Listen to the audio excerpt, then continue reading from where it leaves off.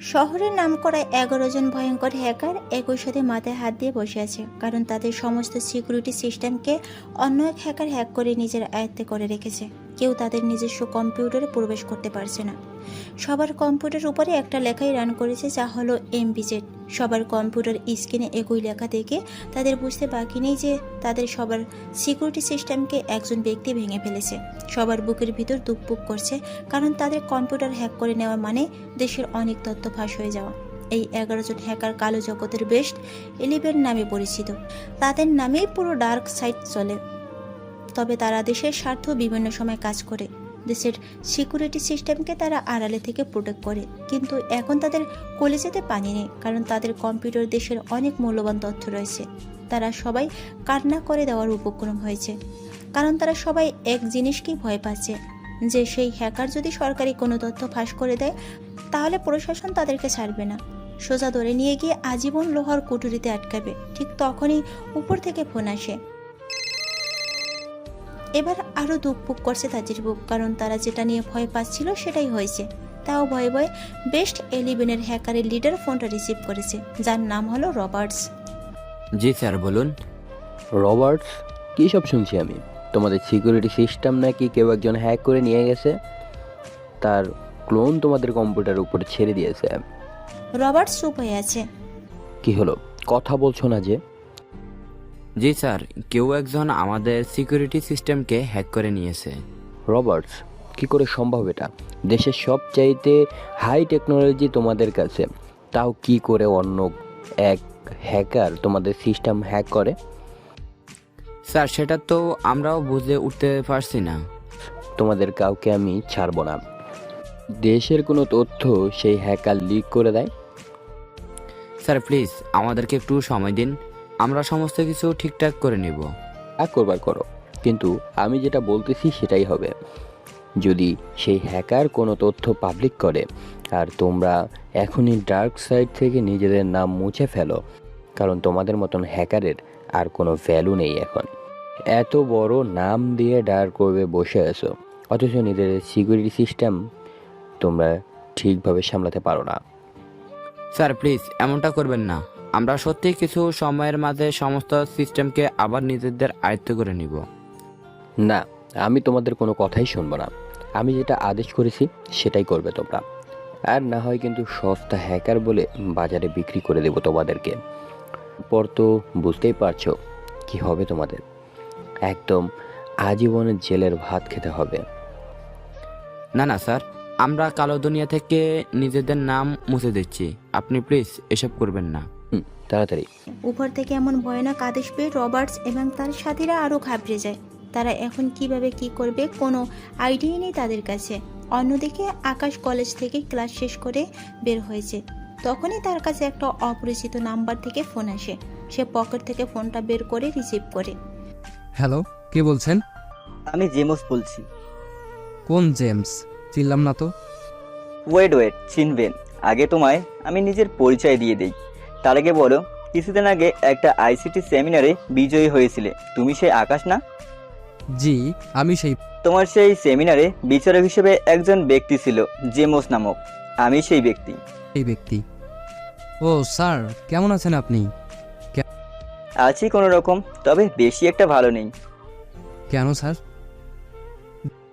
আসলে একটা সমস্যায় পড়ে তোমায় ফোন করছি। জি স্যার, বলুন কি সমস্যা, আমি কিভাবে আপনাকে সাহায্য করতে পারি? হ্যাঁ বলবো, কিন্তু তুমি সেই বিষয়ে কাউকে কিছু বলতে পারবে না। ঠিক আছে স্যার, বলবো না। তুমি হয়তো বেশ 11-এর নাম শুনছো, যারা ডার্ক ওয়েভের বেশ একটা টিম। জি স্যার, অবশ্যই শুনেছি, আর তাদের কাজের দ্রুততা সম্পর্কেও আমি জানি।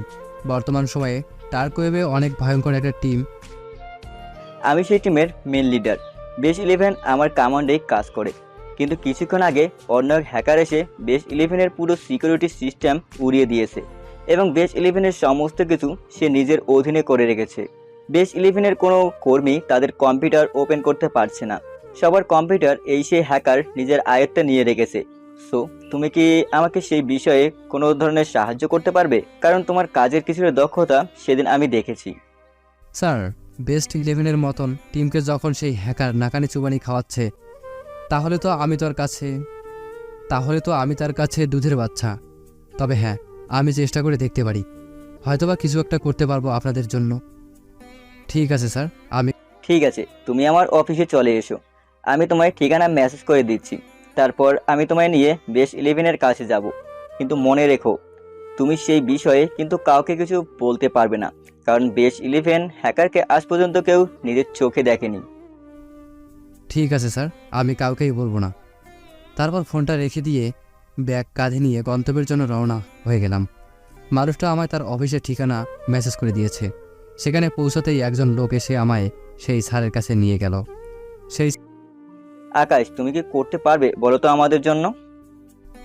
স্যার, কি করতে পারবো জানি না, তবে আশা করি কিছু একটা আমি অবশ্যই করতে পারবো। তবে তার জন্য আমার সেই হ্যাক হওয়া কম্পিউটারগুলোর কাছে যেতে হবে। ঠিক আছে, চলো তুমি আমার সাথে। তারপর সেই জেমস নামক ব্যক্তিটা আকাশকে নিয়ে বেস্ট 11-এর কাছে চলে যায়। আকাশ সেখানে গিয়ে পুরো থতমত খেয়ে যায়, কারণ এত হাই টেকনোলজি সে এর আগে কোনোদিনও দেখেনি। এদিকে 11 জন এখনো মাথায় হাত দিয়ে হাই হুতাশ করছে।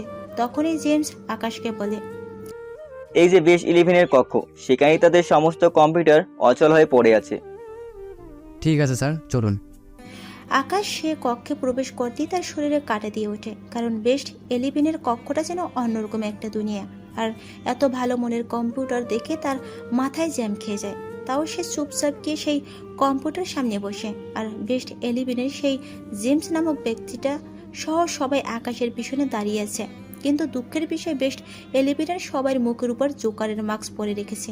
সে তাদের ভিতর থেকে কাউকে দেখতে পায়নি, কিন্তু তাতে তার কোনো আফসোস বা আক্ষেপ নেই, কারণ তারও কিছু লুকায়িত পরিচয় আছে। তখনই জেমস বলে, নাও আকাশ, কি করবে করো। আকাশ শুরুতে বিসমিল্লাহ বলে কম্পিউটার হাত দেয়, কিন্তু তখনই সে দেখতে পায় সেই হ্যাকারের কোডিংটা, যেটা ছিল এমবিজেড। সেই কোডিংটা দেখে তার মাথা খারাপ হয়ে যায়, কারণ জেড নামের কোডিংটা তার পরিচিত। সে কম্পিউটার থেকে হাত সরিয়ে পাশে থাকা টেবিলের উপর থেকে কলম হাতে নিয়ে নাচাতে শুরু করে। তার এমন অদ্ভুত আচরণ দেখে সেই জেমস নামক লোকটা তাকে বলে, আকাশ, তুমি কি কিছু করতে পারবে না? স্যার, পারা না পারা পরে, তবে স্ক্রিনে যেই কোডিংটা ভাসছে, আপনারা সেটার মানে জানেন কি? না, আমরা তো এই কোডিংয়ের কোনো মানেই জানি না। স্যার, কোডিংয়ের প্রথম 2 সংখ্যার মানে আমার জানা নেই, তবে জেট মানে কি সেটা আমি অবশ্যই জানি, আর আপনারাও জানেন, তবে হয়তো মাথায় নেই। জেট মানে সেই কুখ্যাত হ্যাকারদের কোডিং নাম, যে কিনা 2018 সালে পুরো ইন্টারনেট দুনিয়ায় আতঙ্ক ছড়িয়ে দিয়েছিল, যে কিনা একদিনে পুরো ডার্ক ওয়েবের 12টা বাজিয়ে দিয়েছিল, যে কিনা ডার্ক ওয়েব থেকে নিয়ে শুরু করে সোশ্যাল জগতের সমস্ত হ্যাকারকে এক রাতেই নিজের জিম্মায় করে নিয়েছিল। সেই হ্যাকারের কোডিং নামের অ্যালফাবেট ছিল জেট। তারপর সে বহুদিন কালো জগতে রাজত্ব করেছিল। পরে সে হঠাৎ করেই উধাও হয়ে গেছে। আর তারপরে বেস্ট 11 কালো জগৎ নিজের নামের আতঙ্ক ছড়ায়, কিন্তু এখনও সেই জেট ডার্ক ওয়েবে প্রবেশ করলে সমস্ত হ্যাকারের মনে আতঙ্ক ধরে যায়। তাই তারা নিজেদের সমস্ত নাম নিশানা মুছে ফেলে ডার্ক ওয়েব থেকে, কারণ তারা জানে যে তাদের কোনো ইনফরমেশন জেটের চোখে পড়লে তারা শেষ। হ্যাঁ, এবার মনে পড়েছে। ইন্দ্রানিল্লা, তার মানে কি সেই জেট এইসব করেছে? আকাশের মুখ থেকে জেটের ইতিহাস শুনে বেস্ট 11 সহ সবাই ঘাবড়ে যায়, কারণ তারা ভালো করে জানে যে জেট কত বড় মাফিয়া এবং হ্যাকিং দুনিয়ার জন্য। স্যার, সে আমি জানি না, তবে আমি দেখছি কি করা যায়। তারপর আকাশ কম্পিউটার নিয়ে অনেকক্ষণ সময় ধরে গুতাগুতি করে, কিন্তু সে কোনো কিছুতেই কম্পিউটার ওপেন করতে পারে না। এখনও সেই কম্পিউটারে এমবিজেড রানিং করছে। আকাশের মাথা যেন পুরোপুরি খারাপ হয়ে যাচ্ছে এসব দেখে। তার সাথে সাথে সকলের মাথাই খারাপ হয়ে যাচ্ছে। অবশ্য তাদের মাথা আগ থেকেই খারাপ হয়ে আছে। তখনই আকাশ বলে ওঠে, স্যার, আপনাদের কম্পিউটারের ইনফরমেশন কি আর কোনো জায়গায় সেভ করা নেই? হ্যাঁ, আছে। তাহলে ঠিক আছে স্যার, আমায় আর 10টা মিনিট সময় দিন ভাবার জন্য। আপনারা প্লিজ আমায় একটু একা ছেড়ে দিন। ঠিক আছে, আমরা সবাই চলে যাচ্ছি। তারপর জেমস এবং বেস্ট 11 রুম ত্যাগ করে, আর আকাশ ব্যাগ থেকে একটা খাতা বের করে টেবিল থেকে উঠিয়ে নেওয়া কলমটা দিয়ে কিছু একটা লিখে তার খাতার উপরে। তারপর কম্পিউটার আবারও হাত দেয়, কিন্তু তাতেও কোনো কাজ হয় না। কিন্তু সে থেমে নেই। সে সোজা বেস্ট 11-এর একটা কম্পিউটার উঠিয়ে নিয়ে সজোরে ফ্লোরে উপরে আছাড় মারে। কিন্তু সে থেমে নেই। সে সোজা বেস্ট 11-এর একটা কম্পিউটার উঠিয়ে নিয়ে সজোরে ফ্লোরের উপরে আছাড় মারে, তারপর সজোরে হাসতে থাকে। আর সাথে সাথে বাকি 10টা কম্পিউটার চালু হয়ে যায়। আর তাদের মধ্যে থেকে সে কোডিংটা চলে গিয়ে একটা ভিডিও চালু হয় 31 সেকেন্ডের, কিন্তু ভিডিওটাতে কোনো রকম সাউন্ড নেই। ভিডিওটা শেষ হতেই সব কয়টা কম্পিউটার আগের ন্যায় ওপেন হয়ে যায়। অন্যদিকে কিছু ভাঙার পেয়ে সেই অফিসার সহ বেস্ট 11 দৌড়ে আসে।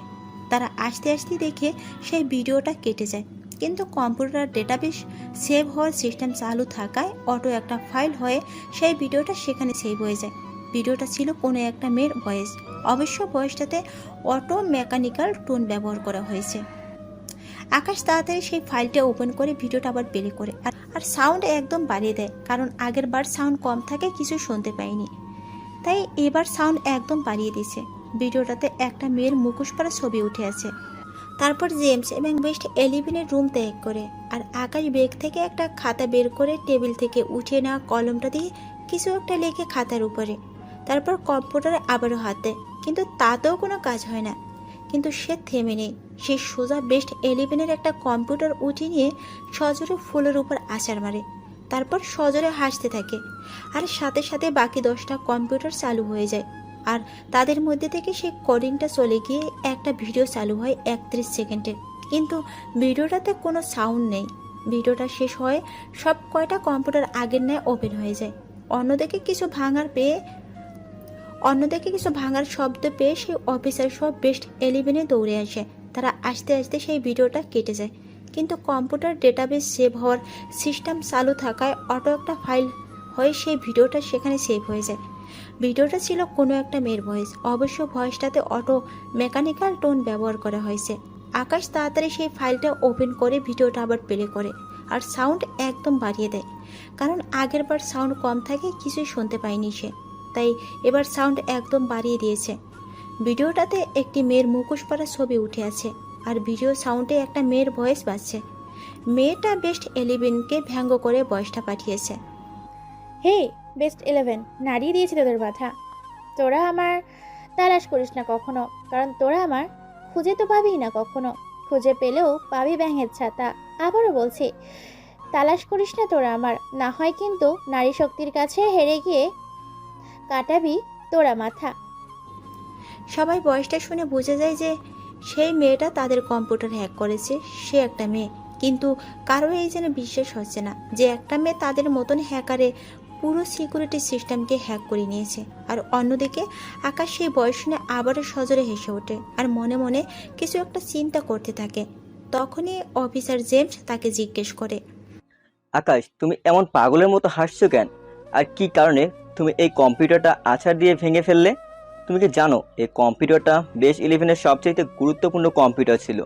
তুমি কি জানো এই কম্পিউটার বেস 11-এর সবচাইতে বড় হাতিয়ার ছিল হ্যাকিং জগতের জন্য? এই কম্পিউটার দ্বারাই বাকি 10টা কম্পিউটারের কাজকর্ম প্রসারণ করা হতো। স্যার, হাসার কারণটা না হয় অন্য কখনো বলবো। আর তাছাড়া সময় আসলে অবশ্যই আপনারা নিজেরাই বুঝতে পারবেন। আর কম্পিউটারটা ভেঙে ফেলার আসল কারণটাই হলো এটা যে কম্পিউটারটাই বেস্ট 11-এর সবচাইতে ভয়ানক হাতিয়ার। তাহলে তুমি জেনে বুঝে সেটা ভেঙে ফেললে কেন? স্যার, আপনি হয়তো এখনও আমার কাজের ধারা বোঝেননি। আচ্ছা, আমি বুঝিয়ে বলছি। সেই হ্যাকার মেয়েটা বেস্ট 11-এর অন্য কোনো কম্পিউটারে হাত দেয়নি। সে সোজা একদম গোড়ায় হাত দিয়েছে। সে কোনোভাবে জানতে পেরেছে যে সে যদি বেস্ট 11-এর হেড হোল্ডারকে বা সবচাইতে গুরুত্বপূর্ণ কম্পিউটারটাকে কাবু করতে পারে, তাহলে বাকি কম্পিউটারগুলোও তার হাতের মুঠোয় চলে যাবে। তাই সে একদম মেইন পয়েন্টেই হাত দিয়েছে। সে এতটা সময় বেস্ট 11-এর হেড হোল্ডারটাকে নিজের জিম্মায় করে রেখেছে বলেই বাকি সব কম্পিউটার তার হাতের ইশারায় নাচানাচি করছে। তাই আমি হেড হোল্ডারটাকে ভেঙে ফেলেছি, যাতে করে তার ভিতরে থাকা প্রোগ্রামগুলো কল হয়ে যায়। কারণ এতটা সময় এই কম্পিউটার সচল থাকায় সেই লেডি হ্যাকার কম্পিউটারের ভিতরে ঢুকে বসেছিল। কিন্তু আকাশ, সেটা তো অন্যভাবেও করা যেত। স্যার, এতটা সময় কেউ পেরেছে কম্পিউটারগুলোকে সেই হ্যাকারের হাত থেকে মুক্ত করতে? পারেনি তো কেউ, তাহলে ভবিষ্যতেও পারত না। কারণ হেড হোল্ডারের অনেক বড় দুর্বলতা হয়তো তার হাতে লেগেছে। তাই সে সহজেই কম্পিউটারের প্রোগ্রামকে হ্যাক করে সব কটা কম্পিউটারকে নিজের দখলে করে রেখেছিল এতটা সময়। আর হ্যাঁ, তবে একেবারে অন্য কোনো উপায়ে কম্পিউটারগুলোকে ছুটিয়ে আনা যেত না। বাট সেই সময়ের মাঝে হয়তো সেই লেডি হ্যাকার আপনাদের সিস্টেমের পুরো 12টা বাজিয়ে দিত। তাই এই পদ্ধতি অবলম্বন করা। আর স্যার, আপনি হয়তো অবশ্যই শুনেছেন যে কখনো কাজের মাঝে বাধা আসলে কিছু সময় সেটাকে পুরোপুরিভাবে নষ্ট করে দেওয়াই উচিত, না হয় একদম প্রথম থেকে কাজ শুরু করা উচিত। হ্যাঁ আকাশ, আমি বুঝে গেছি তুমি কি বোঝাতে চাইছো। ধন্যবাদ তোমাকে আকাশ। যা বেশ 11 এতটা সময়ও করতে পারেনি তা তুমি আধ ঘন্টায় করে দেখিয়েছো। তোমার জন্য অনেক বড় উপহার রয়েছে আকাশ। তুমি চাইলে বেশ 11 হয়ে কাজ করতে পারো। আকাশ জেমসের নাম মানুষটার মুখে বেস্ট 11 হয়ে কাজ করার কথা শুনে চমকে ওঠে, কারণ সে এত বড় হ্যাকারের সাথে কাজ করার সুযোগ পেয়েছে। কিন্তু সে পরক্ষণে কিছু একটা ভেবে মুচকে একটা হাসি দেয়। কি হয়েছে আকাশ, হাসছো কেন? স্যার, অনেক অনেক ধন্যবাদ আমাকে এতটা সম্মান দেওয়ার জন্য।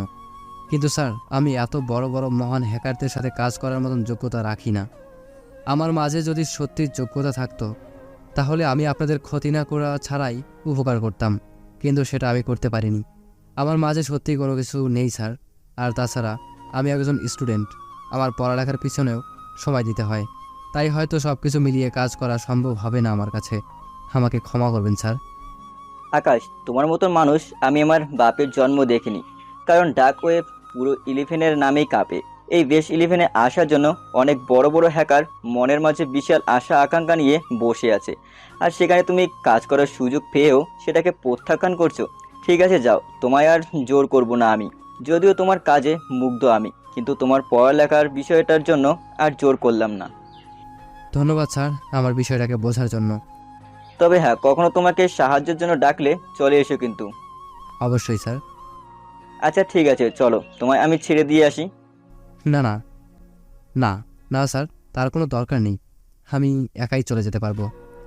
শিওর? অবশ্যই স্যার। লোকটার বিনয় ভাব দেখে আকাশের কিছু বলতে পারে না, তাই সে চুপচাপ টাকাগুলো নিয়ে সেখান থেকে চলে আসে। সেখান থেকে বের হতেই তার নাম্বারে একটা ফোন আসে। সে স্বাভাবিকভাবে ফোনটা রিসিভ করে হ্যালো বলে। কি রে, কি খবর তোর? একটা মেয়ে তাকে ফোন করেছে। জি আলহামদুলিল্লাহ ভালো। বাট আপনি কে? আপনাকে তো চিনতে পারলাম না। আরে, আমাকে চিনতে পারলি না? এত রাত্রি ভুলে গেছিস আমায়? আসলে দুর্বল মস্তিষ্কের মানুষ তো, তাই মাথায় বেশিক্ষণ কিছু থাকে না। সো কে আপনি? পরিচয়টা দিলে খুশি হতাম। কে হতে পারি? আইডিয়া কর তো। আমি সত্যি বলছি আমার মনে পড়ছে না। আর আইডিয়া করতে পারলে তো অবশ্যই কারো না কারো নাম বলতাম। আরে আইডিয়া তো কর। পরে যদি মনে করতে নাই পারিস তাহলে না হয় নিজেই পরিচয়টা দিব। নাম ধরে যেহেতু ডাকছেন তাহলে অবশ্যই পরিচিত কেউ হবেন। কে হতে পারেন, কে হতে পারেন? তোর মনেই পড়ছে না। প্লিজ পরিচয়টা দিন। আরে আমি বেরোজ। কোন বেহরোজ? আরে তাও মনে করতে পারছিস না তুই? আমি তোর স্কুল ফ্রেন্ড বেরোজ। আরে তুই হঠাৎ তুই আমায় ফোন করলি কি মনে করে? আর আমার নাম্বারটা পেলি কোথায়? পেয়েছি, যে কোনো একজন থেকে নিয়েছি। বাপরে, কতদিন পর ফোন দিলি? 4 বছর পর তোর সাথে আমার যোগাযোগ হচ্ছে। সেই যে স্কুলবেলা শেষ হবার পর হারিয়েছিস, তারপর আর কখনো খবরও তো নিসনি আমার। আরে কি করে খবর নিব বল? আমি অনেক কয়বার তোর নাম্বারে ফোন দিয়েছি, বাট সেটা বারবারই বন্ধ এসেছে, তাই আর ফোন দিইনি। আচ্ছা বল, কি অবস্থা তোর? কোথায় আছিস তুই? আর কি করছিস এখন? এই তো ভালো আছি। আর আছি বলতে কিছুদিন হলো ঢাকায় খালার বাসায় এসেছি। তুই তো জানিস স্কুলে পড়াশোনা শেষ হওয়ার পর বাবা মা আমায় চট্টগ্রাম নিয়ে আসে। তারপর সেখানে নিয়ে একটা কলেজে অ্যাডমিশন করিয়ে দেয়, আর সেখানে কলেজের লেভেল শেষ করে চট্টগ্রাম ভার্সিটিতে অ্যাডমিশন নিয়েছি। যা, ভালোই হয়েছে। আচ্ছা চল কাল দেখা করি। দেখা তো অবশ্যই করব। আজ এতদিন পর ঢাকায় এসেছিস, দেখা না করলে কি চলে বল? তো কখন দেখা করবি? কাল সকাল 10টায় রামনায় চলে আসিস। কাল নয় তোর জন্য ক্লাস করব না? ঠিক আছে। তারপর আকাশ বেহরোজের সাথে কথা বলে ফোন রেখে দেয়। তারপর বাসায় চলে যায়। রাতের বাজে 8টা। হুট করেই কে যেন বেস্ট 11 বিষয়টা সোশ্যাল মিডিয়ায় ভাইরাল করে দেয় যে বেস্ট 11 একজন লেডি হ্যাকারের হাতে শিকার হয়েছে।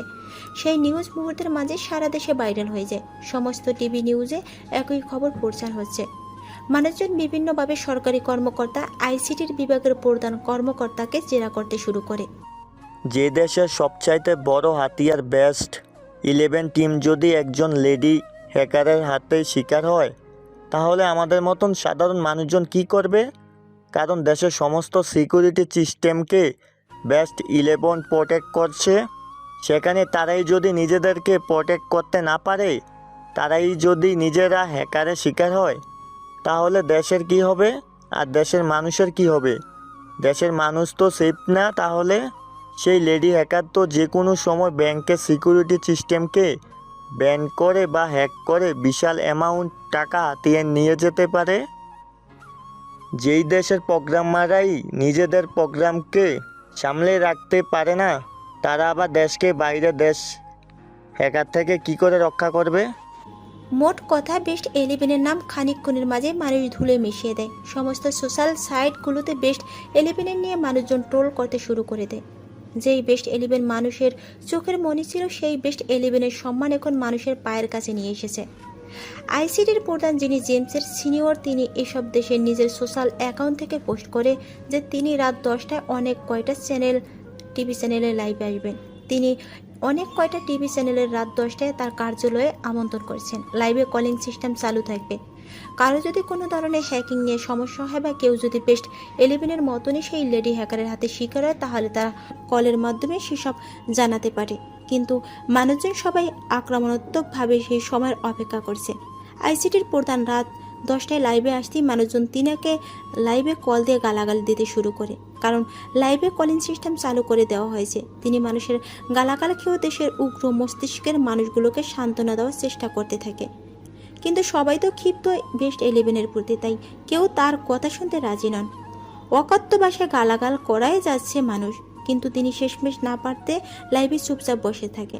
অন্যদিকে জেড ডার্ক ওয়েবে প্রবেশ করছে জানতে পেরে সমস্ত হ্যাকার নিজেদের গাট্টি গোস্তা গোল করে পালাতে শুরু করে। জেড তার আগে সমস্ত ডার্ক ওয়েবকে পুরো শ্মশান ঘাট বানিয়ে ফেলেছে, কারণ তার কানেও এসে সেই খবর পৌঁছে গিয়েছে যে কেউ বেস্ট 11-এর সিকিউরিটি সিস্টেমকে হ্যাক করেছে। কিন্তু এতে তার কোনো আপত্তি নেই। তার আপত্তি হলো সেই লেডি হ্যাকার নামের আলফাবাট ব্যবহার করেছে। সে ডার্ক ওয়েবকে এত তছনছ করে দিয়েছে, সাথে আইসিটি প্রধান সেই সব চ্যানেল থেকে লাইভে এসেছে। সেসব চ্যানেল সিস্টেমকে নিজের কবলে নিয়ে নেয়, আর সে নিজেই পরে সেসব চ্যানেল থেকে মাস্ক পরে লাইভে চলে আসে। সমস্ত চ্যানেল থেকে জেটের লাইভ চলছে। তারপর জেট মেকানিক্যাল টোন ব্যবহার করে কথা বলতে শুরু করে। অবশ্যই সে লাইভে এসে বেশি কিছু বলে না, সেই লেডি হ্যাকারদের উদ্দেশ্য করে শুধু কয়েকটা কথা বলে। बाप से मत ले पंगा, नहीं तो मैच शुरू हो गया तो फिर हो जाएगा दंगा। জেটকে লাইভে দেখে সবার বুক ধুপধুপ করে কাঁপতে শুরু করে, কারণ জেট কোনো মানুষ না, সে হ্যাকিং জগতের সবচাইতে ভয়ানক রাওয়ান। তার সামনে কারোর খাওয়া নেই। সে মুহূর্তের মাঝে কয়েক শতাধিক হ্যাকারদের পায়ের নিচে রেখে পিষে মেরে ফেলতে পারে। অবশ্যই সেটা বহু আগে করেও দেখিয়েছে। তারপর সে লাইভ কেটে দিয়ে চলে যায়। জেট লাইভে আসার পর থেকে যে মানুষের মনে এক ধরনের আতঙ্কের সৃষ্টি হয়েছে, সেই আতঙ্কে সবাই এখনও আতঙ্কিত হয়ে আছে। বিশেষ করে ডার্ক সাইডের হ্যাকাররা হতাশ হয়ে আছে জেটের আচরণে, কারণ তাদের সমস্ত কিছু এখন জেটের দখলে। অন্যদিকে জেট ডার্ক ওয়েবে রান করেছে, সে পুরো ডার্ক ওয়েব তছনছ করে দিয়েছে। ডার্ক ওয়েবের বাংলাদেশ সার্ভারে কোনো হ্যাকারই নেই, সব কয়টাকে সে গিলে খেয়ে নিয়েছে। আর বেস্ট 11 তো বহু আগে ডার্ক সাইড থেকে নিজেদের নাম নিশানা মুছে দিয়েছে। জেট সারা রাত বসে বসে ডার্ক ওয়েব থেকে যেই সকল হ্যাকারদের সিস্টেমকে হ্যাক করেছে তাদের প্রোগ্রাম ঘাঁটতে থাকে। সে সবার কম্পিউটার প্রবেশ করে একজনকে তালাশ করছে। সে হলো সেই লেডি মাফিয়া, যাকে সে খুঁজে পেলেও 12টা বাজিয়ে দিবে। কিন্তু সে সারা রাত হ্যাকারদের প্রোগ্রাম চেক করে সেই লেডি মাফিয়াকে খুঁজে পায় না। তার মাথা যেন আগুন জ্বলছে। সে রাগে কটমাট করতে থাকে। রাগে কটমাট করতে করতে নিজে কিছুক্ষণ পর সে নিজে শান্ত হয়ে যায়। পরে সে কালো জগতের সবাইকে তাদের অ্যাকাউন্টে ফিরিয়ে দেয়।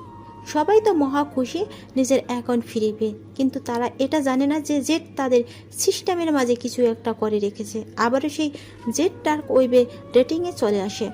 ডার্ক ওয়েব জেটের নাম গুঞ্জন শুরু হয় যে কালো জগতের রাজা হলো জেট। একজন আর একজনের সাথে ওয়ার করলেও জেটের সাথে ওয়ার করার কথা কেউ ভুলেও মাথায় আনে না, কারণ সবাই জানে যে জেটের সাথে লাগতে গেলে তাদের নাম নিশানাও মুছে যাবে এই ডার্ক সাইড থেকে। অপরদিকে আকাশ সকালবেলায় ঘুম থেকে উঠে রেডি হয়ে রমনার উদ্দেশ্যে রওনা হয়। সে ঘর থেকে বের হতে বিহরজ তাকে ফোন করে। কি রে, কোথায় তুই? এই তো বাসা থেকে বের হয়েছি। আচ্ছা শোন, তাড়াতাড়ি রামনায় চলে আয়, আমিও বাসা থেকে বের হচ্ছি। হ্যাঁ আসছি। আকাশ একটা রিক্সা নিয়ে রমনায় চলে গিয়ে বিহরজের সাথে দেখা করে। বিহরজ আকাশের আগেই রমনায় পৌঁছে গিয়েছে। বিহরজ আকাশকে দেখতে পেয়ে বসা থেকে উঠে এসে তাকে জড়িয়ে ধরে। বিহরজের এমন আচরণে আকাশ থতমত খেয়ে যায়, তবে সে শান্ত মাথায় বিহরজকে বলে, কি রে এভাবে হঠাৎ জড়িয়ে ধরলি যে? আরে আজ এত বছর পর তোর সাথে দেখা, কত আবেগ জমে আছে জানিস তুই, তাই জড়িয়ে ধরেছি তোকে। ও এবার তো ছাড়, আর কতটা সময় জড়িয়ে ধরে থাকবি? বিহরজ আকাশকে ছেড়ে দেয়। তারপর দুজন মিলে রমনার একটা গাছের নিচে বসে। দুজন বসে বসে অনেকটা সময় নিজেদের ভাবমূর্তি শেয়ার করে, কারণ আজ অনেক দিন পর তাদের দেখা হয়েছে। আকাশ তাকে জিজ্ঞেস করে, কি রে আর কতদিন তুই এই শহরে থাকবি? বিহরজ আকাশের কথায় কোনো উত্তর না দিয়ে ড্যাব ড্যাব করে তাকিয়ে আছে তার দিকে। বিহরজ এমন আচরণে আকাশের কেমন যেন একটা লাগে। সে হাত দিয়ে বিহরজকে নাড়া দেয় আর বলে, কি রে কি হয়েছে তোর? বিহরজ এবারও কোনো উত্তর দেয় না, কিন্তু সে উত্তর না দিলেও অদ্ভুত একটা কাজ করে। সে সোজা মাথা নিয়ে গিয়ে আকাশের কাঁধে রেখে। বিহরজ আচরণের আকাশ এবার চমকে ওঠে। কি রে কি হয়েছে তোর? তুই সেই কখন থেকে অদ্ভুত আচরণ করছিস? আসার সাথে সাথেই আমার জড়িয়ে ধরলি, তার উপরে আবার এখন আবার কাঁধে মাথা রাখলি। তোর আচরণ দেখে মনে হচ্ছে আমি তোর বিয়ে।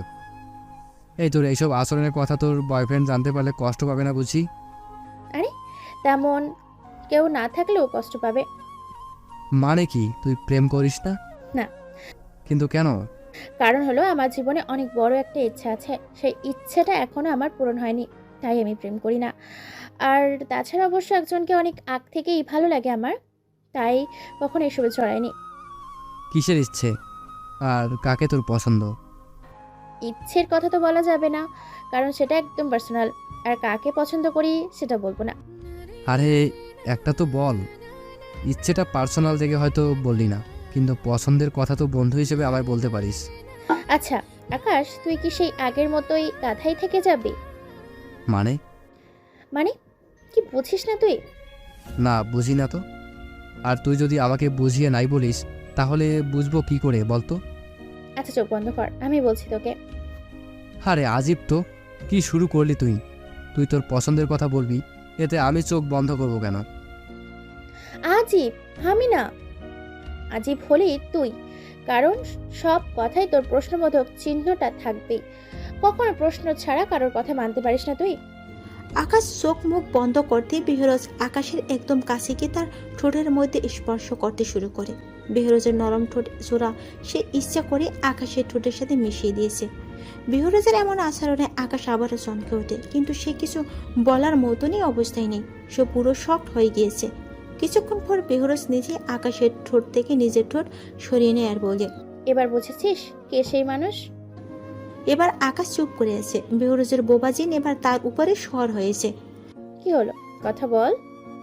বেহরোজ, তুই এখনো আমায় পছন্দ করিস? হুম। কিন্তু কেন? কেন মানে, এটা কি ধরনের প্রশ্ন? মানে হলো কি দেখে তুই আমায় পছন্দ করিস? কারণ তোর আচার আচরণ আমার ভালো লাগে, আর তুই মানুষটা অন্যান্য মানুষ থেকে পুরোপুরি আলাদা। যেখানে স্কুল লেভেলে সবাই প্রেম নিয়ে মেতে থাকতো, সেখানে তুই কোনো মেয়ের ধারে কাছেও মিশতি না। তাই সেই তখন থেকেই তোকে আমার পছন্দ। ও, কিন্তু আমি তো তোকে নিয়ে কখনো সেইভাবে চিন্তা করিনি। চিন্তা করিস না তো, এখন থেকে কর। না, এটা আমি পারবো না, কারণ এসবের মাঝে আমি নেই। আর হ্যাঁ, তবে তুই যদি চাস তোর পড়ালেখা শেষ হওয়ার পর আমার বাসায় বিয়ের জন্য কথা বলতে পারিস, তখন আমার আর আপত্তি থাকবে না। তোম থাপড়ে গালের দাঁত সব কয়টা ফেলে দেব বেয়াদব। তুই কি আজীবনে খ্যাতি থাকবি বলে স্বপ্ন নিয়েছিস নাকি? হ্যাঁ, আর তোর বাসায় কি করতে আমি বিয়ে প্রপোজাল পাঠাবো? কখনো শুনেছিস মেয়ের বাড়ি থেকে ছেলের বাড়িতে বিয়ের প্রপোজাল দেয়? আসলে হলো যে, এই রাখ তোর আসলেটা। আসলে সোজা এখন থেকে তুই আমার সাথে রিলেশন করবি, আর বিয়ের সময় হলে সোজা আমার বাসায় গিয়ে বাবার কাছে আমার হাত চাইবি। আচ্ছা। হুম। চল তোকে নিয়ে এবার কোনো একটা রেস্টুরেন্টে যাব। আকাশ আর কোনো কথা বলে না। সে চুপচাপ বেহরোজের সাথে পাশে একটা রেস্টুরেন্টে যায়। দুজন বসে বসে খাবার খাচ্ছে। তখনই আকাশের ফোনে একটা ফোন আসে। ফোনটা তার পরিচিত মানুষ করেছে, আর সেই মানুষটা হলো জেমস। সে ফোনটা রিসিভ করে সালাম দেয়। জেমস সালামের উত্তর দিয়ে তাকে বলে, আকাশ, তুমি ইমিডিয়েটলি একটু আমার অফিসে আসো তো। আইসিটির প্রধান আমার অফিসে এসেছে। অনেক বড় একটা ঝামেলা হয়েছে। তুমি তো জানোই যে বেস 11-এর সম্মান পুরো ধুলোয় মিশে গিয়েছে। কাল উপরে আইসিটির প্রধান অনেক বড় একটা সমস্যা হয়েছে। সেই সমস্যার সমাধান বেস 11রাও করতে পারছে না। আমার মনে হয় তুমি পারবে সেটার সমাধান দিতে। স্যার, আমি কি করে সব সমস্যার সমাধান বের করব? আগের বার না হয় মিরাক্কেল ঘটেছে আমার সাথে, প্রতিবার স্যার সেই মিরাক্কেল ঘটবে না। আরে আসো তো তুমি একবার। তুমি পারো না পারো সেটা পরের ব্যাপার, আগে তুমি অফিসে আসো। ঠিক আছে স্যার, আমি আসছি। এই বেহরোজ, আমার অনেক প্রয়োজনীয় একটা কাজ পড়ে গেছে। আমি পরে তোর সাথে দেখা করব। আর আমি বিল দিয়ে চলে যাচ্ছি। তুই খেয়ে দিয়ে খালার বাসায় চলে যাস। আচ্ছা ঠিক আছে যা, কিন্তু বিল দেওয়ার কোনো প্রয়োজন নেই, কারণ আমিই তোকে রেস্টুরেন্টে এনেছি। সো বিল আমিই দিব। আচ্ছা ঠিক আছে, যা তুই দিস। এবার আমি চললাম। আকাশ রেস্টুরেন্ট থেকে বেরিয়ে জেমসের অফিসে চলে আসে। সে জেমসের অফিসে আসতেই তাকে দারোয়ান আগের দিনের ন্যায় জেমসের কাছে নিয়ে যায়।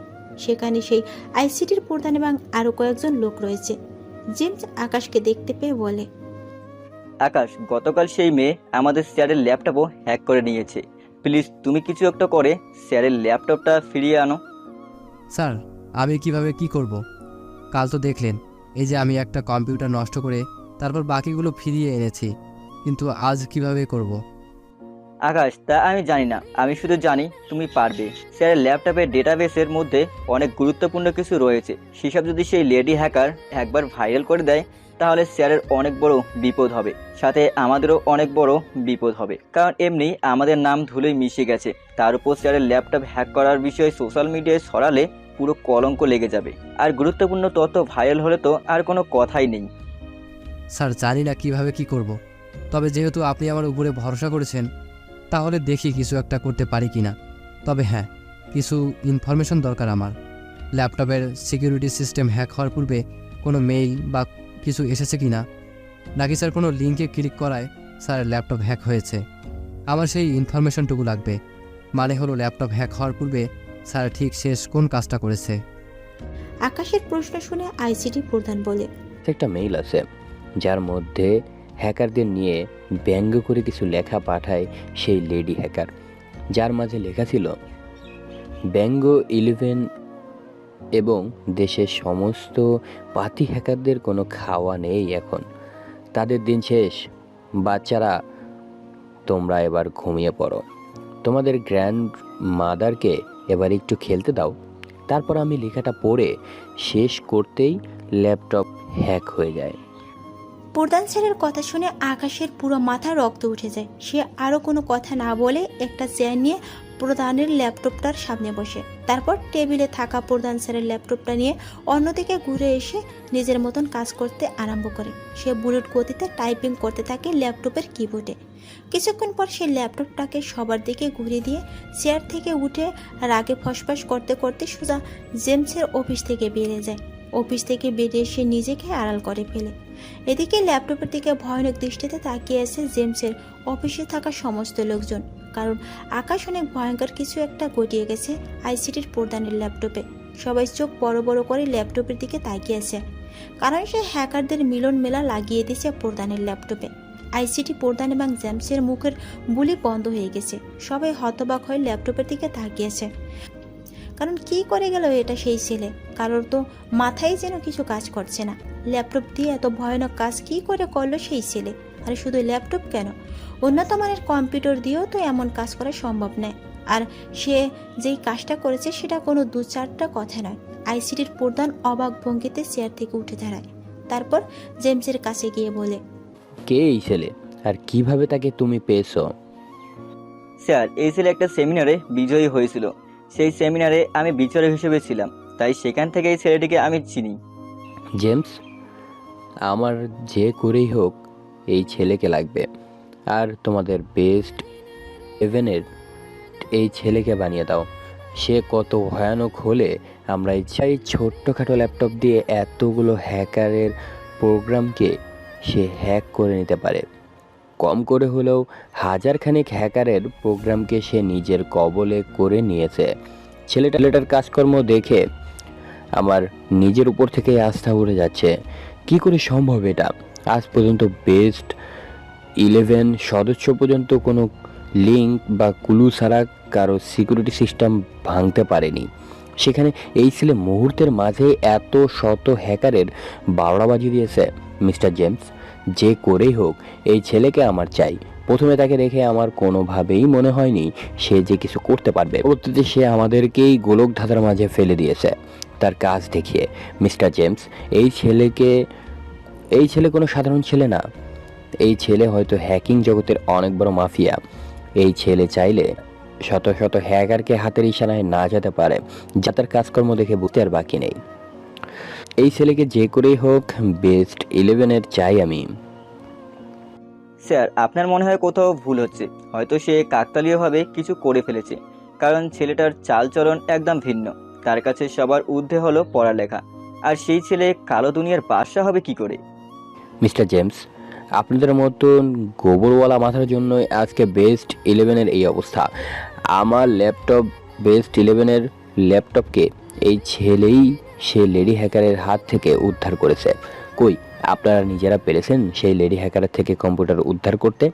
না বেস্ট 11 পেরেছে কোনটা? না স্যার, কেউ পারেনি। তাহলে এই ছেলেকে এতটা হালকাভাবে নেওয়ার কি আছে? যেই ছেলে হ্যাকারের হাত থেকে ল্যাপটপ ছুটিয়ে আনতে পারে, সেই ছেলে মুহূর্তের মাঝেই কয়েক শতাধিক হ্যাকারের প্রোগ্রামে হ্যাক করে হ্যাকারের মিলন ঘটাতে পারে।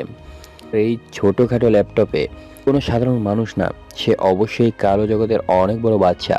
সো তাকে বেস্ট 11 আনার ব্যবস্থা করুন। ঠিক আছে স্যার, আমি কথা বলবো সেই ছেলের সাথে। সেই ছেলের সাথে কথা বলে তাকে আমার অফিসে নিয়ে আসবেন। আর এখন চলেন, যাদের প্রোগ্রামকে সেই ছেলে হ্যাক করেছে তাদের মাঝে সেই লেডি হ্যাকারের তালাশ করি। আর শুধু লেডি হ্যাকারই না, যারা কালো বাজারের ব্যবসা করে এবং অবৈধ কিছুর সাথে জড়িত আছে তাদেরকেও আমরা খুঁজে বের করব। তারপর তাদের সিস্টেম হ্যাকিং ছেড়ে দিব। আর যখন সময় হবে তখন তাদের ইনফরমেশন পুলিশের কাছে পাঠিয়ে দিব। ঠিক আছে স্যার। তারপর জেমসের আইপি প্রদানের ল্যাপটপ দিয়ে লেডি হ্যাকারের তালাশ করতে থাকে, সাথে বেস্ট 11টাও তালাশ করছে। এদিকে আকাশ প্রদানের ল্যাপটপে এত একটা কাণ্ড করে নিশ্চিতে বাসায় এসে ঘুমাচ্ছে। তার মাথায় প্রচণ্ড রাগ উঠে আসে সেই কথাগুলো শোনার পর থেকে, কারণ লেডি হ্যাকার সবাইকে ব্যঙ্গ করে নিজেকে দেবতা দাবি করাটা যেন আকাশ কোনোভাবে মেনে নিতে পারেনি, তাই সে এত বড় কাণ্ড ঘটিয়েছে। অন্যদিকে জেমসের হাতে কিছু একটা লাগে। সে মানুষের প্রোগ্রামে ঢুকে দেখতে দেখতে একজনের প্রোগ্রামে সে কিছু একটা দেখতে পায়। সেটা দেখে তার কেন জানি মনে হচ্ছে এই মেয়েটাই লেডি হ্যাকারটা হবে, কারণ তার চোখে একটা জিনিস পড়ে, আর সেই জিনিসটা হলো 1098 জিবির একটা ফাইল। বেস্ট 11-এর প্রোগ্রামিং সিস্টেমে এমন একটা ফাইল রয়েছে যেই ফাইলটাও 1098 জিবি। জেমসের পাশে প্রধান বসে আছে, সে তিনাকে ডেকে বলে, স্যার, একজনের সিস্টেমে সন্দেহজনক কিছু একটা পেয়েছি। তার কাছেও সেম একই ওয়েটের ফাইল, যে ওয়েটের ফাইল বেস 11-এর কাছে রয়েছে। আর তাছাড়া সাধারণ কোনো মানুষ বা নর্মাল কোনো হ্যাকার এত বড় চিপের ফাইল ব্যবহার করবে না। ঠিক আছে, ফাইলটাতে ঢুকে দেখো কি আছে এতে। জেমসের প্রধানের কথা মতো ফাইলে ক্লিক করতে দেখি সেই ফাইলের ভিতর আরেকটা ফাইল রয়েছে যার নাম হলো ব্যাংক 11। জেমস এবং প্রধান ফোল্ডারের নাম দেখে বুঝে ফেলে এই কম্পিউটার মালিক এই সেই লেডি হ্যাকার, কারণ সেই লেডি হ্যাকার এই বেস্ট 11কে ব্যঙ্গ করে ব্যাংক 11 নামে ভিডিও পাঠিয়েছিল। জেমস তাড়াতাড়ি সেই ফোল্ডারে ঢুকে কি আছে ভিডিওটা চেক করতে থাকে। তখনই তারা দেখতে পায় যে তাদের পুরো ডেটাবেসকে সেই লেডি হ্যাকার নিজেদের কাছে কপি করে রেখে দিয়েছে। শুধু তাই নয়, সেই লেডি হ্যাকার তাদের প্রোগ্রামের মাঝেও ঢুকে বসে আছে। এসব দেখে জেমস পুরো থতমত খেয়ে যায়। আইসিটির প্রধানও অবাক হয়ে আসে সেই মেয়ের কাজকর্ম দেখে, কারণ একটা মেয়ে কতটা ভয়ানক হতে পারে হ্যাকিং দুনিয়ায়। তাই এই মেয়ের কাজকর্ম না দেখলে তারা কখনোই বুঝতে পারতো না। জেমস তাড়াতাড়ি কোনো কিছু না ভেবে সেই লেডি হ্যাকারের কাছ থেকে ব্যাংক 11 নামক ফোল্ডারটা ডিলিট করে দেয়। তারপর সে ভালো করে গাড়তে থাকে লেডি হ্যাকারের প্রোগ্রাম সিস্টেমকে, কারণ যে করেই হোক লেডি হ্যাকারকে তার প্রোগ্রাম থেকে বের করতে হবে। না হয় সে বেস্ট 11-এর সমস্ত কাজকর্ম সম্পর্কে অবগত হতে থাকবে। জেমস লেডি হ্যাকারের সমস্ত ডেটাবেস ঘাঁটতে শুরু করে। ঠিক তখনই সেই আইসিটির প্রধান ল্যাপটপ আবারও হ্যাক হয়ে যায়। কারণ হলো এতটা সময় সেই লেডি হ্যাকার তার কম্পিউটারের সামনে বসেছিল, আর সে বসে বসে অন্য কম্পিউটার দিয়ে সমস্ত কিছু দেখছিল। সে দুটো কম্পিউটার অ্যাডজাস্ট করে রেখেছে, একটা দিয়ে সে সমস্ত কাজকর্ম করে, আর একটা কম্পিউটার সে এমনিতেই ব্যবহার করে। তার আসল কম্পিউটার এতটা সময় জেমসের কন্ট্রোলে ছিল, কিন্তু জেমস লেডি হ্যাকারের ডেটাবেস ঘাঁটতে ঘাঁটতে একটা ভুল করে বসে। লেডি হ্যাকারের একটা ট্রেপে পা দিয়ে বসে, যার কারণে সাথে সাথে প্রধানের ল্যাপটপের অ্যাক্সেস আবার সেই লেডি হ্যাকারের কাছে চলে যায়। পরে সে দ্বিতীয় কম্পিউটার দিয়ে প্রধানের কম্পিউটার নিজের আয়ত্তে নিয়ে তার আসল কম্পিউটারকে মুক্ত করে ফেলে, যার ফলে তার কম্পিউটার পুরোপুরি অ্যাক্সেস আবারও তার কাছে চলে আসে। আর সাথে সাথে আকাশের হ্যাক করা সমস্ত হ্যাকারের অ্যাক্সেসও সেই লেডি হ্যাকার পেয়ে যায়। সে তো মহা খুশি এত কিছু পেয়ে। অন্যদিকে জেমস আর সেই আইসিটি প্রধান আবারও মাথায় হাত দিয়ে বসে আছে। কি থেকে কি ঘটে গেল তারা ভেবেও কুলিয়ে উঠতে পারছে না। এদিকে লেডি হ্যাকার যে কিনা প্রধানের ল্যাপটপ হ্যাক করছে, সে মহা খুশি হলো তার ভিতরে ভিন্ন একটা জেদ কাজ করছে, কারণ তার কম্পিউটার আইসিটির প্রধান হ্যাক করছে। তাই সে এখন প্রতিশোধ নিতে চায় প্রধানের উপরে। সে আইসিটির প্রধানের ল্যাপটপ থেকে অনেক কয়টা কোম্পানি তথ্য ওয়েবসাইট হ্যাক করে আইসিটিকে প্রধানকে ফাঁসিয়ে দেয়। সে প্রধানের আইপি সহ hacking details social media viral করে দেয়, আর সাথে সাথে পুলিশ প্রধানকে খুঁজতে শুরু করে। রাত 10টায় পুলিশ প্রধানকে জেমসের অফিস থেকে গ্রেপ্তার করে নিয়ে যায়, আর প্রধানের সাথে তিনার ল্যাপটপও পুলিশ জব্দ করে নেয়। পুলিশ তিনাদের সরকারি কর্মচারী দিয়ে প্রধানের ল্যাপটপ তল্লাশি চালায়। পুলিশ তাকে বারবার জিজ্ঞাসাবাদ করছে কেন সে এসব করেছে, কিন্তু সে বারবারই একই কথা বলছে যে এসব করেনি। তার ল্যাপটপ কোনো এক লেডি হ্যাকার হ্যাক করে নিয়ে তার ল্যাপটপ থেকে এসব করে তাকে ফাঁসাচ্ছে। প্রধান আরও বলে তার ল্যাপটপ তার আয়ত্তের বাইরে, কিন্তু যখন পুলিশ তার ল্যাপটপ চেক করে তখন দেখতে পায় ল্যাপটপের কিছুই হয়নি, তার ল্যাপটপে ইজিলি প্রবেশ করতে পারছে। তখন পুলিশ অফিসার প্রধানের উপর রেগে যায়, আর তার কোনো কথা না শুনে তাকে ধরে নিয়ে গিয়ে লক আপে বন্দি করে। প্রধান হাজতে বন্দি, আর লেডি হ্যাকার তো মহা খুশি। তার খুশির জন্য সীমা নেই। সে আকাশের হ্যাক করা সমস্ত হ্যাকারের প্রোগ্রামকে নিজে হ্যাক করে বলে ডার্ক ওয়েবে এসে গুঞ্জন ছড়িয়ে দেয়। তারপর সবাইকে তাদের এক্সেস ফিরিয়ে দিয়ে আকাশের ক্রেডিট সে নিতে থাকে। সে চায় ডার্ক ওয়েবে যেন তার নামেও ভয়াবহ ছড়িয়ে পড়ে, কিন্তু জেটের মতো এই সমস্ত কিছু এগোতে গিয়ে লাগে, কারণ এই লেডি হ্যাকারের জন্য তার ক্রেজ কমে যাচ্ছে। তাই সে ডার্ক ওয়েবে প্রবেশ করে। ডার্ক ওয়েবে এসে দেখে এমবি জেট নামে গুঞ্জন চলছে, যেসব দেখে তার এত পরিমাণ রাগ উঠে সে তার আবারও পুরো ডার্ক ওয়েবকে তছনছ করে বানিয়ে দেয়। ডার্ক ওয়েবের সমস্ত হ্যাকারের প্রোগ্রামকে আবারও হ্যাক করে নিয়ে তাদের কম্পোর্ট করে সে নিজের দখল করে নেয়। সেই হ্যাকারদের মধ্যে এমবি জেট যে কিনা লেডি মাফিয়া, সেও ধরা পড়ে যায়। এমবি জেটের বুক ধুপধুপ করতে কাঁপতে শুরু করে, কারণ সে জানে জেট কত বড় মাফিয়া এবং হ্যাকিং জগতের। সে মনে মনে দোয়া পড়তে থাকে, কারণ এই কথা সে জেটের অ্যালফাবেট ব্যবহার করছে, 2 জেটের নাম ব্যবহার করে ক্রেডিট নিচ্ছে। অন্যদিকে জেট পুরো গোলা বারুদের মতো পরিপূর্ণভাবে লোড হয়ে যাচ্ছে। সে এখন আগুনের স্পর্শ পেলে ভয়ঙ্করভাবে বিস্ফোরিত হয়ে উঠবে, আর তার জন্য আগুন এখনই এমবি জেট। সে আবারও সবার প্রোগ্রামে ঢুকে চিরুনি তল্লাশি চালাতে থাকে। হঠাৎ করে এমবি জেটের প্রোগ্রামে প্রবেশ করে বসে, তারপর সমস্ত কিছু চেক করে বুঝতে পেরে যায় এটাই সে এমবি জেটের প্রোগ্রাম। সে এমবি জেটকে খুঁজে পেয়ে অট্টহাসিতে লুকিয়ে পড়ে আর বলে, এবার পালাবি কোথায় তুই? তোকে এবার টেনে হিসড়ে সকলের সামনে আনবো। मैंने बोला था बाप से मत ले पंगा, नहीं तो मैं शुरू हो गया फिर हो जाएगा दांगा। এদিকে এমবিজেটে ভয়ে গিরগির করে কাঁপছে আর ভয়ে আতঙ্কিত হয়ে আছে। সে তার দ্বিতীয় কম্পিউটার দিয়ে সব কিছু দেখতে পাচ্ছে যে তার প্রোগ্রাম প্রবেশ করেছে, কিন্তু সে কোনো কিছুই করতে পারছে না। সে ভয়ে ভয়ে বড় নিঃশ্বাস নিচ্ছে আর উপরওয়ালাকে রাখছে, কারণ জেট তাকে একবার ধরতে পারলে তার নাম নিশানা সব মুছে ফেলবে। জেট লেডি হ্যাকারের প্রোগ্রামে ঢুকে দেখতে পায় সেই লেডি হ্যাকারের কাছে বেস্ট 11-এর সমস্ত ডাটাবেস রয়েছে। শুধু তাই নয়, সে আরও দেখতে পায় আইসিটি প্রধানের আইপি দিয়ে যেসব ওয়েবসাইট হ্যাক করা হয়েছে তার সমস্ত ড্রপ ফাইল এই লেডি হ্যাকারের কাছে।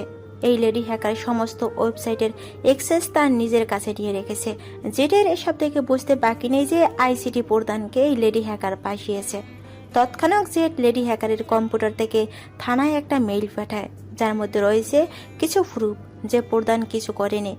থানাবাসী প্রধানকে ছেড়ে দেয় এবং তার কাছে শর্মিন্দা প্রকাশ করে। এদিকে জেট লেডি হ্যাকারের প্রোগ্রামে এখনও রান করেছে, কিন্তু হুট করেই তার এলাকায় পাওয়ার সাপ্লাই এবং সমস্যা দেখা দেয়, যার ফলে তার ইন্টারনেট স্পিড স্লো হয়ে যায় এবং লেডি হ্যাকারের প্রোগ্রাম তাকে বের করে দেয়। আর তারপরে তার কম্পিউটার শাটডাউন হয়ে যায়, যার ফলে লেডি হ্যাকার তার অ্যাক্সেস আবারও পেয়ে যায়, কারণ সে আইপি হ্যাক করে লেডি হ্যাকারের প্রোগ্রামে ঢুকছে, যার কারণে লেডি হ্যাকার এতটা সময় কিছুই করতে পারেনি। কিন্তু যখনই লেডি হ্যাকারের আইপি থেকে ইন্টারনেটের কারণে জেট বের হয়, তখনই তার অ্যাক্সেস সে পেয়ে যায়। এমবি জেট নিজের অ্যাক্সেস ফিরে পেয়ে খুশিতে নাচতে শুরু করে। তার নিজের কাছে নিজে এখন এলিয়েন মনে হচ্ছে। সে ভাবছে সে এখন ইন্টারনেট দুনিয়ার বাচ্চা, কারণ সে ভেবেছে জেটের ট্রুপে পা দেওয়ায় সে তার অ্যাক্সেস ফিরে পেয়েছে, কিন্তু আসলে তো সেটা নয়। জেটকে নেটের কারণে তার প্রোগ্রাম থেকে বের করে দিয়েছে, কিন্তু সেটাকে লেডি হ্যাকার অন্যদিকে কিছু ভেবে খুশিতে নাচানাচি করছে। কিন্তু তার মাথায় ওই যে নেই, তার জেট ট্রুপে পা দিলে জেটের অ্যাক্সেস সহ তার কাছে চলে আসতো। সে খুশিতে আত্মহারা জেটকে অপরাগত দেখে, কিন্তু জেট তো জেটই, তার কাছে হেরে যাওয়া বলতে কোনো কিছুই নেই। সে কত বড় খিলারি এই হ্যাকিং দুনিয়ায়, সেটা লেডি হ্যাকারের মুহূর্তের জন্য ভুলতে গিয়েছে, আর এই ভুলের মাসুলেই পরবর্তীতে তাকে দিতে হবে। অন্যদিকে প্রধানের তো পুরা মাথা খারাপ। সে আগে গিজ করতে করতে বাড়িতে চলে যায়। জেমসেরও মাথায় বাজ পড়েছে, সে আর কিছুই দেখতে পাচ্ছে না চোখে। একে তো বেস্ট 11 অপরক বলে মানুষের চোখের কালার হয়েছে দুই বর্তমান যা করছে। সে এবং তার টিম তারা কোনো সমাধানই খুঁজে বের করতে পারছে না। সে মাথায় ভরা টেনশন নিয়ে ঘুমিয়ে পড়ে। এদিকে আকাশ সকালবেলায় ক্লাসে চলে যায়। তারপর ক্লাস শেষ করে বিহুরাজকে ফোন দেয়, কারণ আজও তার দেখা করবে। আর সেটা গতকাল রাতে বিহুরাজ আকাশকে ফোন করে জানিয়ে দিয়েছে। বিহুরাজ আর আকাশ একই সাথে রিকশায় বসে রবীন্দ্র সরোবর যাওয়ার উদ্দেশ্যে রওনা হয়। তারপর সেখানে পৌঁছে দুজন মিলে রবীন্দ্র সরোবরে গোল চত্বরে এক পাশে গিয়ে বসে। আকাশ, আমার না ঢাকায় থেকে যেতে ইচ্ছে করছে। কি বলিস পাগলের মতন? তোর বাবা তো বকাবকি করবে, তাছাড়া তোর পড়ালেখার কি হবে? আর পড়ালেখার গোষ্ঠী মারি, আর তাছাড়া বাবাই আমাকে বকাবকি করবে না। বেহরোজ পাগলের মতন কথা বলিস না। পড়ালেখার গোষ্ঠী মারিস মানে কি? আরে তুই এত চাপ নিচ্ছিস কেন? আমি তো পড়ালেখা একেবারে ছেড়ে দিচ্ছি না। ঢাকায় কোনো একটা কলেজে ট্রান্সফার নিয়ে যাব। না, তার কোনো দরকার নেই। তুই খালার বাড়ি বেড়াতে এসেছিস, সো কিছুদিন বেড়া, পরে সময় হলে চট্টগ্রাম চলে যাবি। তোর ঢাকায় থাকার প্রয়োজন নেই। আকাশ, এইভাবে বলছিস কেন? আমি তোকে ছাড়া কিভাবে থাকবো? বেহরোজ এমন উদ্ভট রসিকতা আমার ভালো লাগে না। আমি তো বলেছি যে সময়ে দেখা যাবে, আর তাছাড়া আগে তো আমায় ছাড়া ছিলি, তাহলে এখন থাকতে প্রবলেম কোথায়? আকাশ, সত্যি তুই অনেক বড় একটা সেলফিশ। যা মনে হয় তোর, কিন্তু আমার কাছে তোর এই বেহুদা রসিকতার দাম নেই কোনো। কারণ তোর এই রসিকতা মানে জীবনটাকে বরবাদ করা। প্রথমে ঢাকা, তারপর চট্টগ্রাম শিফট হওয়া, পরে আবার ঢাকা। কি আজীবন কি এসব করে পার করবি নাকি? ঠিক আছে, যা, আমি বেড়ানো শেষ হলে চট্টগ্রাম ফিরে যাব। কিন্তু হনুমানের বাচ্চা, তুই যদি আমায় ছেড়ে অন্য কোনো মেয়ের সাথে নিয়ে লুতুপুতু করিস, তাহলে দেখবি সোজা চট্টগ্রাম থেকে এসে তোকে জবাই করে দিয়ে রেখে চলে যাব। তুই কিন্তু এখনো আমায় ভালো করে চিনিস না আকাশ। আমি কিন্তু ভালোর ভালো, খারাপের খারাপ। বেহরোজ, সে তুইও আমাকে ভালো করে চিনিস না। যেদিন চিনতে পারবি সেদিন মাথায় হাত দিয়ে বসে থাকবি। দেখা যাবে। আচ্ছা বাদ দে এখন এসব কথা। এখন কোথায় যাবি সেটা বল। এখন তো অনেকটা সময় ধরে বসে আছি। জানি না কোথায় যাব, তোর যেখানে ইচ্ছা হয় নিয়ে চল আমায়। ঠিক আছে, ওঠ, রিক্সায় ওঠ। একটা রিক্সা ভাড়া করে দুজনে আবার চলে বসলাম। তারপর রবীন্দ্র সরোবর অতিক্রম করে রাস্তায় অপোজিটে একটা ভালো রেস্টুরেন্ট আছে, সেটাতে বেহরোজকে সাথে নিয়ে ঢুকলাম। রেস্টুরেন্টে ঢুকে খাবার অর্ডার করেছি, কিন্তু একটা জিনিস লক্ষ্য করলাম যে বেহরোজের মুড অফ হয়ে আছে। ওয়েটার তাকে কি খাবে জিজ্ঞেস করায় সে কোনো উত্তর দেয়নি, তাই আমার পছন্দ মতন দুজনের জন্য খাবার অর্ডার করেছি। এই বেহরোজ, কি হয়েছে তোর? কিছু হয়নি। তাহলে তোর মুখ এমন ভার কেন হয়ে আছে? আকাশ, মনে আছে সেই দিনগুলোর কথা, যখন আমরা স্কুলে পড়তাম? তখন কতটা মিশুক ছিলাম দুজনে, কতটা মিল মহব্বত ছিল দুজনের মাঝে। মনে পড়ে। কিন্তু এখন তুই অনেকটাই পাল্টে গেছিস। সময়ের সাথে সাথে পাল্টাতে হয় রে। তাই বলে এতটা পাল্টে যাবি নাকি? অন্য কোনো রিলেশন করছিস তুই? আরে না, তেমন কিছু না। তাহলে একটু আগে আমায় ঢাকায় আসার বিষয়টা নিয়ে এতটা রিয়াক্ট করলি কেন? কে চায় না তার প্রিয় মানুষের কাছে থাকতে? বেহরোজ, আমি তোর ভালোর জন্যই করেছি, কারণ এক প্রতিষ্ঠানে পড়ালেখা করা উত্তম। বারবার পরিবর্তন করলে পড়ালেখায় সমস্যা হয়। আর আমি কি তোকে কাছে থাকতে না করেছি নাকি? তাহলে আমি চট্টগ্রাম থাকবো আর তুই ঢাকায়, সেটা কাছে কি করে হলো? একদম পুরোপুরি কাছেটা না হয় বিয়ে হলেই থাকিস। আর যা, মাঝে মাঝে চট্টগ্রাম গিয়ে তোকে দেখে আসবো আমি। তাহলে প্রতি মাসে একবার করে চট্টগ্রাম আমায় দেখতে যাবি তো? আচ্ছা যা, ঠিক আছে, যাবো। আকাশের কথা শুনে বেহুরোজের মন ভালো হয়ে যায়। সে এতটা সময় আকাশের থেকে অনেকটা দূরে বসেছিল, কিন্তু এখন সে একদম আকাশের কাছে এসে সে তার গা ঘেঁষে বসেছে। আকাশ আর বেহুরোজ অনেকটা সময় রেস্টুরেন্টে কাটায়। পরে সে বেহুরোজকে গাড়িতে তুলে দিয়ে সেও বাসায় চলে আসে। সে বাসায় আসতেই দেখে জেমস তার বাড়ির সামনে। হঠাৎ করে জেমসকে তার বাড়ির সামনে দেখে অবাক হয়ে যায়। স্যার, আপনি এখানে? তোমার খোঁজে এসেছি। কিসের খোঁজে স্যার? কাল তো সমস্যার সমাধান করে দিয়ে এসেছি, নাকি আবার কোনো সমস্যা হয়েছে? আকাশ, তুমি সমস্যার সমাধান করলেও আমরা সেই সমাধানটাকে নিয়ে বেশিক্ষণ শান্ত থাকতে পারিনি, কারণ লেডি হ্যাকার আবারও প্রধানের ল্যাপটপ হ্যাক করে নিয়েছিল। তারপর সে স্যারের ল্যাপটপ থেকে বিভিন্ন ওয়েবসাইট হ্যাক করে স্যারকে ফাঁসিয়ে দেয়, যার ফলে অনেকটা সময় স্যারকে পুলিশ থানায় আটকে রাখে। ও, সো স্যাড। কিন্তু এখন আমার কাছে কি প্রয়োজনে এসেছেন আবার? আমার বড় কথা, আমার বাড়ির ঠিকানা পেলেন কি করে? তোমার কাছে এসেছি প্রধান স্যারের রিকোয়েস্ট নিয়ে। তিনি তোমাকে বেস্ট ইভেন্টের হেড হিসেবে দেখতে চায়, আর ঠিকানা তোমার নাম্বার ট্র্যাকিং করে বের করেছি। জেমস আকাশের নাম্বার ট্যাগিং করেছে শুনে তার রাগ উঠে যায়, কিন্তু সে নিজেই নিজেকে শান্ত রাখে বলে, স্যার, আমি কোনো কিছুতেই কাজ করব না, সো আপনি চলে যান প্লিজ। আকাশ, তোমায় করজোরে অনুরোধ করছি বেস্ট ইভেন্টে কাজ করার জন্য। স্যার, আমি পারবো না এসব করতে, কারণ আমার পড়ালেখা আছে। তাছাড়া আমার পরিবার নিয়েও আমার ভাবতে হবে। আমি এসব করতে গিয়ে পড়ালেখায় মাইর খাবো, যার ফলস্বরূপ পরবর্তীতে আমার পরিবার রাস্তায় এসে বসবে। সো আমি এসব করতে পারবো না। আমার জীবনের এখন একটাই লক্ষ্য, সেটা হলো পড়ালেখা করে ভালো একটা কিছু করা, ভালো একটা বেতনের চাকরি করা। আচ্ছা আকাশ, তুমি দরকার হয় বেস্ট ইভেন্টের হয়ে কাজ করো না, কিন্তু যখন সমস্যা হবে তখন তুমি এগিয়ে এসো। আর আমি দরকার হলে প্রধান স্যারকে দিয়ে তোমার কলেজের প্রিন্সিপালের সাথে কথা বলবো, যাতে করে তোমার উপর তিনি কোনো ধরনের চাপ না দেয়। তোমার যখন ইচ্ছে হবে তুমি ক্লাস করবে, তোমার যখন ইচ্ছে হবে না তুমি ক্লাস করবে না। আর তোমায় প্রতি মাসে মোটা অঙ্কে একটা টাকা আমাদের তরফ থেকে দেওয়া হবে। স্যার, তাও আমি নেই। দুবার আপনার সম্মানের খাতিরে গিয়েছি আমি, কিন্তু বারবার যাওয়া আমার পক্ষে সম্ভব নয়। আর আরেকটা কথা শুনে রাখুন, আমি আকাশ, চাইলে টাকার বিছানায় ঘুমাতে পারি, কিন্তু আমার ওসবে ইচ্ছে নেই। আমার ইচ্ছে হলো অন্যদিকে।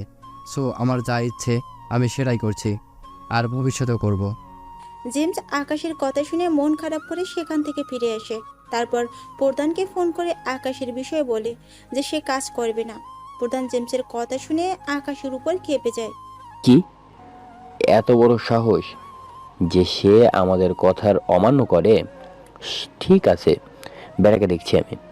আপনি সেই ছেলের নাম্বার আমাকে দেন। প্রধান জেমসের থেকে নাম্বার নিয়ে আকাশকে ফোন করে।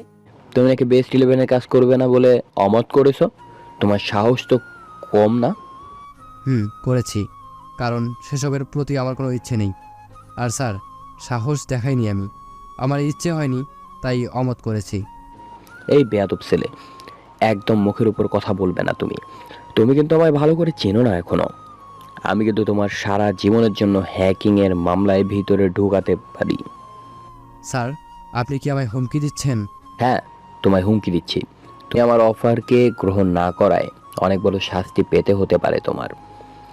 আমি আজকেই বেস্ট ইলেভেনকে দিয়ে বিভিন্ন ওয়েবসাইট হ্যাক করে তোমার নামে ফাঁসিয়ে দেব। তারপর বুঝতেই পারবে আমার কথা অমান্য করার ফল। প্রধানের কথা শুনে আকাশের এত পরিমাণ রাগ হয় যে সে আর নিজেকে শান্ত রাখতে পারে না। সে রাগান্বিত কণ্ঠে প্রধানকে একটাই কথা বলে, স্যার, সাপের 5 পা দেখেননি কোনো দিন, কিন্তু আজ সেটা আমি আপনাকে দেখিয়ে দিব। তারপর বেস্ট ইলেভেনের পাওয়ার আর আপনার কলাবাজি কোথায় যায় সেটাই দেখব আমি। তারপর ধুম করে ফোন কেটে দেয় আকাশ। ফোন কেটে দিয়ে হাত মুখ না ধুয়ে সেভাবে কম্পিউটার হাতে নিয়ে বসে সে। কিছুক্ষণ পরেই সারা দেশে আতঙ্ক লেগে যায়, কারণ কে যেন দেশের সব কয়টা সরকারি ওয়েবসাইট এবং বিভিন্ন নামি দামি কম্পিউটার যে কয়টা ওয়েবসাইট আছে সব কিছু হ্যাক করে নিয়েছে। সরকারি লোকজন যখন হ্যাকিংয়ের বিষয়ে তালাশ করে তখন তারা জানতে পারে যে বেস্ট 11 এবং আইসিটি প্রধান মিলে এসব কাজ করেছে। পুলিশ সাথে সাথে আইসিটি প্রধান এবং বেস্ট 11-এর পুরো টিমকে গ্রেপ্তার করে থানায় নিয়ে যায়। এদিকে আকাশ বসে বসে পৈশাচিক হাসি হাসছে আর চেঁচিয়ে চেঁচিয়ে যে এর বলা সেই 2 লাইনের ডায়লগটা বলছে। बाप से मत ले पंगा, नहीं तो मैं शुरू हो गया तो फिर हो जाएगा दंगा। প্রধান, আমার সাথে পাঙ্গা নেয়া উচিত হয়নি তোর। দেখলি তো মুহূর্তের মাঝেই তছনছ করে দিলাম তোর অহংকারকে। আমার সাথে পাঙ্গা নেওয়ার আগে অন্তত আমার সম্পর্কে একবার জেনে নেওয়া উচিত ছিল তোর, যে কার সাথে পাঙ্গা নিচ্ছিস, কিনারায় পাবি কি ঠাই, নাকি সে তোকে জ্বালিয়ে দিয়ে করে দেবে ছাই। মর এবার লোহার কুঠুরিতে, অহংকারের পতন মাত্র শুরু, কাল দেখ আরও কি হয়। মাথা ভর্তি রাগ নিয়ে ঘুমিয়ে পড়লাম। সকালবেলায় ঘুম থেকে উঠে রুটিন মোতাবেক ক্লাসে চলে গেলাম। 3 ঘন্টা করে শেষের ঘন্টার আগে বেরিয়ে এলাম, কারণ অহংকারী লোকগুলোকে দেখতে থানায় যাব একটু। রিক্সা নিয়ে থানায় চলে এসেছি। থানার ইনচার্জ আমায় দেখে জিজ্ঞেস করেছে, এই ছেলে থানায় কি কাজে এসেছো? স্যার আমি প্রধান স্যারদের সাথে দেখা করতে এসেছি, আমি একটু ওনাদের সাথে দেখা করতে চাই। না, ওনাদের সাথে দেখা করার পারমিশন নেই কারোর। স্যার প্লিজ, আমি অল্প সময়ের জন্য জাস্ট দেখা করব, 2-4 মিনিট সময় দিন স্যার আমায় প্লিজ। প্রধান তোমার কি লাগে যে ওনার সাথে দেখা করার এভাবে মিনতি করছো? আমার শিক্ষক হন তিনি, তিনার খুব কাছের মানুষ আমি। উনি আমায় নিজেই কম্পিউটার সম্পর্কে খুঁটিনাটি ধারণা দেন। তার মানে কি প্রধানের সাথে হ্যাকিংয়েও তুমি জড়িত আছো? না না না না স্যার, এসব কিছু না। আমি তো ভালো করে কম্পিউটারও চালাতে পারি না, কিভাবে হ্যাকিং ট্যাকিং করব। উনি জাস্ট আমায় নিজের কাছে রেখে কম্পিউটার শেখায়, কারণ উনি আমার আত্মীয় হয় সম্পর্কে। আচ্ছা ঠিক আছে, যাও দেখা করো, তবে সময় বেশি না, 5 মিনিট। ঠিক আছে স্যার, অনুমতি নিয়ে ভেতরে চলে গেলাম চামড়াশিলা মুরগিগুলোকে দেখার জন্য। ভিতরে গিয়ে দেখি বেস্ট 11-এর সব কয়টাকে এক এক কক্ষে ঢুকিয়ে রেখেছে, আর চামড়াশিলা প্রধান মুরগিটা এবং জেমসকে এক কক্ষে আটক করে রেখেছে। সোজা জেমস এবং প্রধানের কাছে চলে গেলাম। স্যার কেমন লাগছে এখন? প্রধান আমার কথার কোনো উত্তর না দিয়ে চোখ পাকিয়ে তাকিয়ে আছে। আমি আবারও জিজ্ঞেস করলাম, হো স্যার কেমন লাগছে লোহার বাড়ি ঘরে? এসেছি সেখানে। অহংকারী মুরগিগুলোকে দেখতে। এই ছেলে, একদম বেয়াদবি করবি না। তুই কিন্তু ভালো করে এখনো আমায় চিনিস না।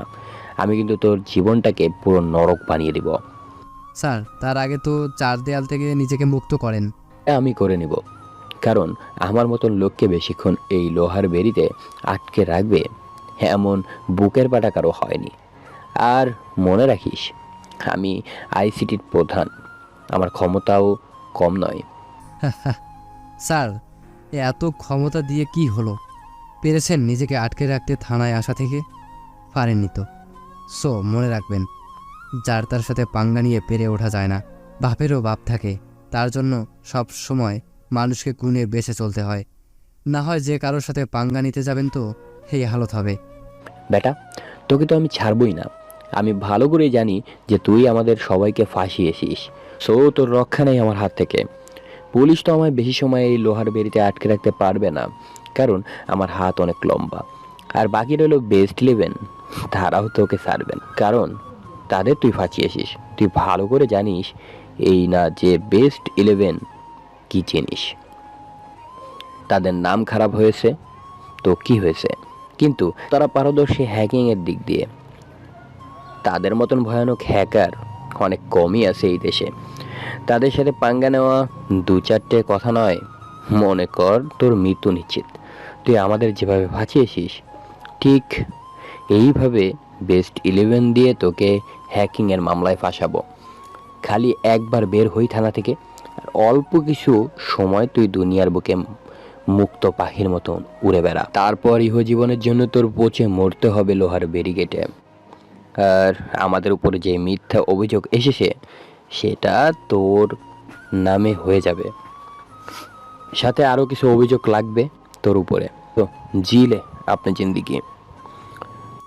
প্রধানের কথা শুনে আকাশের চরম হাসি পায়। সে শব্দ করে হাসতে শুরু করে। আকাশের হাসি দেখে প্রধানের আরো রাগ উঠে যায়। এই বেটা, সামনে থেকে যা আমার। ঠিক আছে স্যার, চলে যাচ্ছি। কিন্তু তার আগে আপনার সাথে পার্সোনাল একটা কথা আছে, যেটা আপনার শুনে নেওয়া উচিত, হয়তো আপনার উপকারে আসবে। কি কথা? বলছি, কিন্তু কানটা একটু সামনে আনুন, না হয় জেমস শুনে ফেলবে। জেমস দেয়ালের সাথে ফিট হেলান দিয়ে বসে আছে আর প্রধান লোহার বেরিবেদের সামনে এসে আকাশের সাথে কথা বলছে। না, তুই এমনি বল, জেমস শুনলে সমস্যা নেই। স্যার, আসলে আপনার ইজ্জতের ব্যাপার স্যাপার, তাই চাচ্ছিলাম কানে কানে বলতে কথাটা। আচ্ছা ঠিক আছে, বল, আমি কান সামনে নিয়ে আসি। প্রধান আকাশের একটু সামনে এগিয়ে আসে। তখন আকাশ লোহার রাডারের ভিতরে হাত ঢুকিয়ে প্রধানের ঘাড় চেপে ধরে তাকে টেনে নিয়ে একদম লোহার রাডারের সাথে লাগিয়ে ফেলে। তারপর প্রধানের কানের সামনে মুখ নিয়ে বলে,